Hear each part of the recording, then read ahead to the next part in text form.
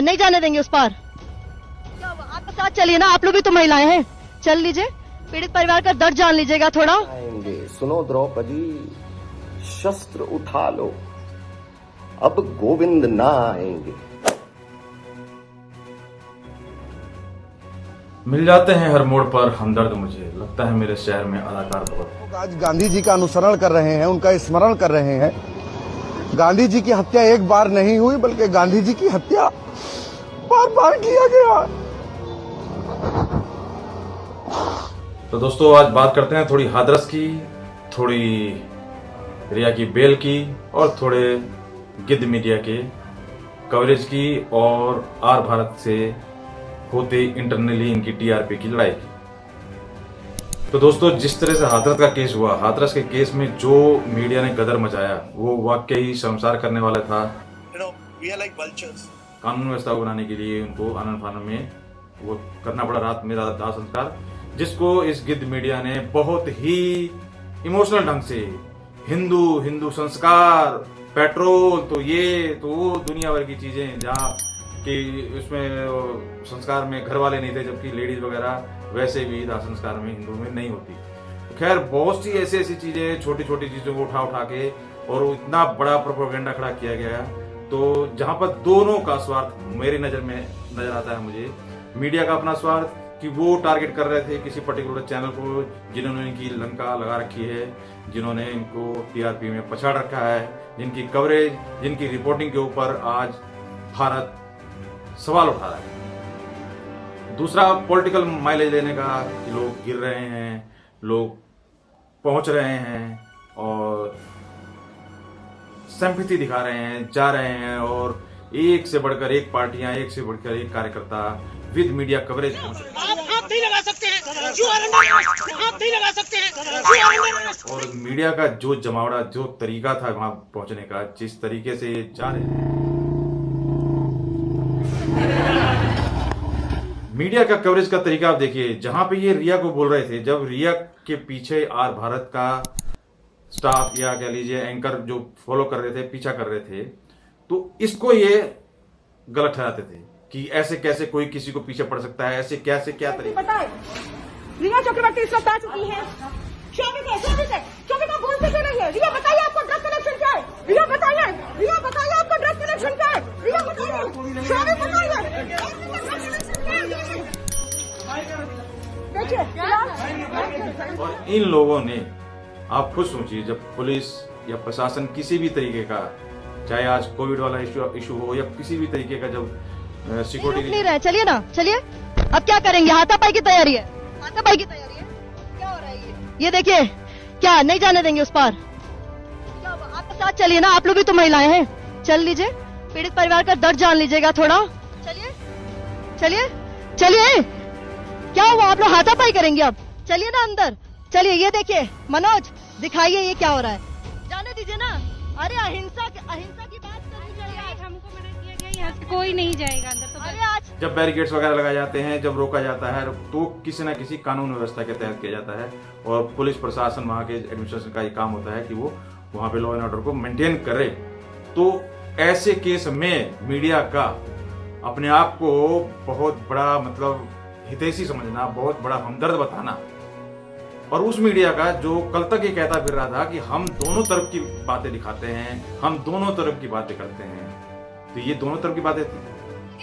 Ma'am इसमें कुछ नहीं है, दोनों लोगों का अफेयर चल रहा था, बस ये सारी अफवाह उड़ाई जा रही है मैम, और इसमें कुछ नहीं है। ठीक है, लड़की 15 दिन तक अलीगढ़ में एडमिट रही थी मैम यहाँ पे, तब तो मैम कोई भी नहीं आया ना मैम, किसी ने सहानुभूति दिखाई। जब लड़की दिल्ली में जब उसकी मौत होगी, उसने जब लड़ते उसने अपनी आखिरी सांस लड़ते मैम, जब उसने अपनी जान गंवा दी, तब देखिए जब जो सबसे पहले वीडियो वायरल हुआ था हाथरस वाले केस में, उसकी मदर का, लड़की की मदर का, जिसमें कि किसी भी तरीके का कोई माइलेज, कोई शोर शराबा, कुछ टीआरपी वाला इशू नहीं था। नॉर्मल तरीके से उस स्टेटमेंट को सुनिए थाने में जो उसकी मदर ने बोला था, जहां पर किसी तरीके की कोई बात नहीं गई थी। अगर एक नॉर्मल सेंस से, कॉमन सेंस के, अगर आप नॉर्मल तरीके से आप इस वीडियो को, इस केस को अगर आप फॉलो करना चाहते हैं, तो कोई भी इस बात को सीरियसली लेगा, क्योंकि यहाँ पर किसी तरीके का कोई वीडियो की एडिटिंग या किसी तरीके की कोई वीडियो में छेड़खानी नहीं थी, नॉर्मल बात की जाती है। आपका? रामा। क्या? रामा। रामा। कौन सा गाँव? बुलाड़ी। क्या घटना हुई? हाँ? क्या घटना हुई? कुछ घटना ना आई है जो पुरानी जैसे सुअर मर गया चले ही जाते हैं तो उल्टा सीधी बोल तो है वो जे कछु पुरानी है जे ही बस वही। आज क्या बात हुई? हाँ तो कछु बात है ना मतलब घास काटे रहे अब पीछे तो कोई आए जाए बाजारा में तो हमें का मालूम पड़ रही है जे ही बस और कोई बात ना। तो कौन आया था बाजी में? छोरा क्या किया फिर उसने? जे कहते थे जो पीछे ही में आ गई तो वहाँ बाजारा में खींच रहे। क्या नाम था उसका? संदीप। संदीप। हाँ। गाँव का ही लड़का था? गाँव कोई है ठाकुर को। तो क्या किया उसने? करो कछु ना है जे नार काटी के वाले। किससे? हैं? किससे? रस्सी फस्सी तो कल तो काटी के मैं तो देख ना पाई मैं तो मारा मार चुकाटी भाई। और उसके बाद इन्होंने जब मुद्दे को रात को हाईलाइट किया, जबकि आप खुद सोचिए जब वो विक्टिम यहाँ 2 अस्पतालों में उसका इलाज होता है और वो अनफॉर्चुनेटली बच नहीं पाती सीरियस इंजरी की वजह से। बड़ा काम है, छोटे किसी को तो उठा के आप कोई भी टीआर रिपोर्ट हो सकता है, किसी को भी कहीं आप गरीब के पास चले जाइए। अभी फिलहाल आपने देखा होगा एक बुजुर्ग का जो दिल्ली का केस है, उनके ढाबे पे जाके उसको बिल्कुल मत रोइए, कोई टेंशन नहीं है, ऊपर वाला आपके साथ है। क्या बात है यार, मतलब जरा रंगत देखो भाई मटर पनीर की। बड़े बड़े रेस्टोरेंट ढाबों में भी आपको ऐसा मटर पनीर नहीं मिलेगा और बेचारे जैसे कि बता रहे हैं कि नहीं बेच पाते हैं। तो हेलो जी, एक बार फिर से स्वागत है आपका स्वाद ऑफिशियल पे। और आज मैं हूँ मालवीय नगर में और मेरे पीछे आप ये देख सकते हैं हनुमान मंदिर है और यहाँ पे है जी कॉर्नर मार्केट और हनुमान मंदिर के बिल्कुल सामने है जी ये बाबा का ढाबा। बहुत ही आसान है और उसमें मतलब लोगों की सिंपैथी होती है, उसमें कोई बड़ा गेम नहीं है। लेकिन जो बड़े लोगों को जाके उनकी बात को रखना या उनके ऊपर इल्जाम उठाना कराना, ये बहुत बड़ा काम। गले से पकड़ के रास्ते से घसीट के बेबी पेंगुइन को न्यायालय तक नहीं पहुंचाया तो नाम बदल देंगे। और इसके लिए दिल्ली नहीं चाहिए, हिम्मत चाहिए। आप खुद सोचिए, जो गवर्नमेंट पावर में है जिस स्टेट में, उसी स्टेट में उसके ऊपर उंगली उठाना और जितना घालमेल हुआ है, जितनी तरीके की चीजें हो रही है या हुई, क्या आप क्या समझते हो कि मतलब ये कहीं से चीजें कोई छुपी हैं? अब यहाँ पे क्या डिसीजन होता है, क्या एजेंसीज निकालती हैं और क्या चीजें अब सबूत बचे हुए हैं, क्या नहीं बचे हुए हैं, ये तो अब सब लोगों के सामने आ गया। लेकिन इस तरीका का इनका प्रोपेगेंडा रियल में शेमफुल है और ऐसे लोगों का जमावड़ा एक के बाद एक पार्टी जा रही है, जैसे कि पूरे मतलब हिंदुस्तान में एक पहला ही केस हुआ है और यही केस हुआ है। और मतलब इनके पहुंचने से ही आप खुद सोचिए, जब कवरेज करने की बात होती थी कि जो सो कॉल्ड क्या कहते हैं सेलिब्रिटीज की, तो मीडिया वाले को पता भी नहीं चलता था और तरसते थे माइक लेके घुसने के लिए, जहाँ पे हर बार जाने की कोशिश करता था, कोई दिखाई नहीं देता। दूसरा, जब यहाँ पर बात हुई तो इन्होंने जमाना लगा दिया उसके घर के ऊपर, उसके घर को ऐसे घेर लिया, ऐसे बैठ के छावनी बना के उसको, जैसे कि मतलब कोई बात ही नहीं है, बस याद भी ठीक। सारे के सारे हमदर्द बने बैठे हैं।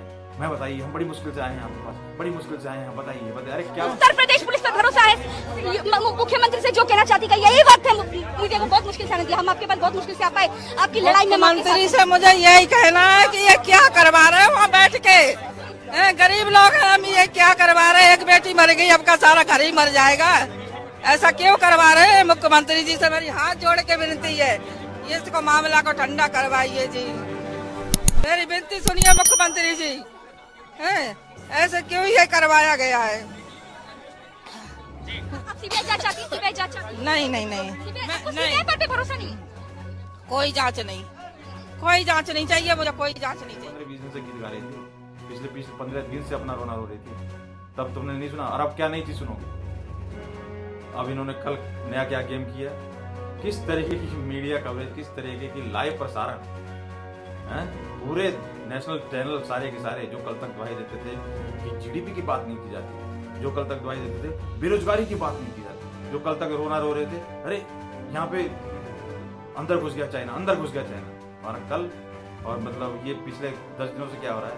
अब जीडीपी ठीक हो गई आपकी, अब बेरोजगारी चली गई है, अब चाइना भाग गया। शर्म करो, ये दुनिया पब्लिक सब देख रही है, समझ में है ना? पब्लिक को बेवकूफ समझना बंद करो। और ये जो मीडिया का मीडिया से एनकाउंटर हो रहा है और जो आपस में जो फाइट हो रही है कि गर्म पानी से घर नहीं जलाए जाते, ये जो टीआरपी और ये सब प्रोपेगेंडा खड़ा किया है ना, मुंबई पुलिस की छवि दुनिया ने देख ली है। तो मैं यही कहना चाहूँगा कि गर्म पानी से घर नहीं जलाए जाते, आर भारत या अर्नब से टकरा के अपना सिर उड़ाओगे और कुछ नहीं करोगे आप। ऊपर थूकने से थूका हुआ अपने मुंह पे ही गिरता है।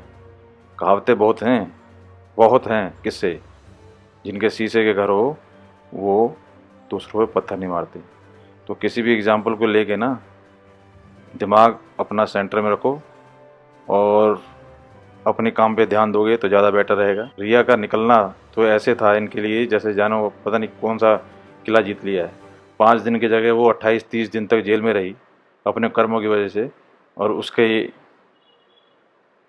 निकलने की ऐसी सेलिब्रेशन पब्लिक देख रही है।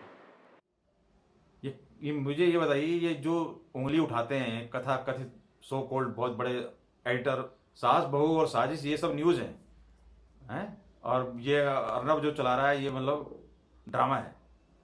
अरे कहीं तो स्टैंड करो भैया, शर्म करो।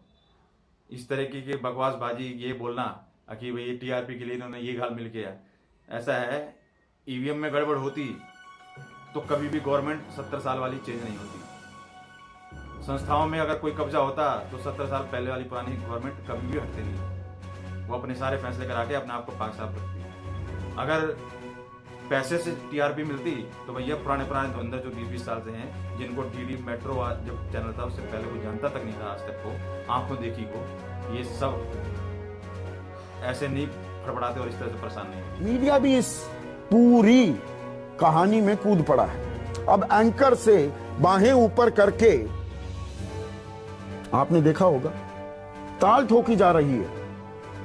ओए उद्धव ठाकरे, ओए संजय राउत, ओए अनिल देशमुख, आओ मुझसे बात करो। Thank you.